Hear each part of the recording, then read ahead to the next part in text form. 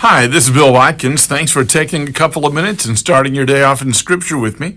We're still in 2 Peter chapter 3. In verses 1 and 2, he talked about how that he believed that this group of people would not give in to false teachers, but then he talks about one particular false doctrine that is most upsetting to him.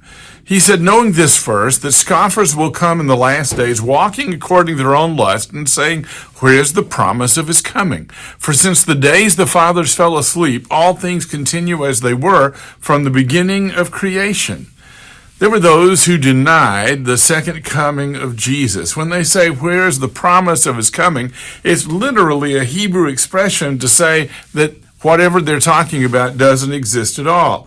Like, for instance, in Malachi's day, in Malachi chapter 2, verse 17, they said, where is the God of justice? In other words, they were saying, there is no God of justice. Or the heathen said to the psalmist in Psalm 42, verse 3, where is your God? They're really saying there is no God.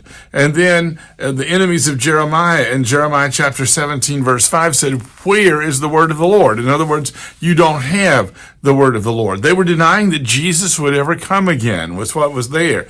And so Peter looks at their argument and then begins to answer it. I want to give you kind of a brief summary. Their argument was twofold. First, they said, where's the promise of his coming? They said God's delayed so long in the coming of Jesus that he's probably not going to come at all. And their second assertion was that the fathers had died and the world was going on as it always had, and that there's no place for an upheaval of the order of things like a second coming would be. Things will always be like they always are. Now, Peter is going to spend the rest of this chapter talking about how that's not true. What I want us to do is look at that. Jesus is coming again, and that's the argument of Peter.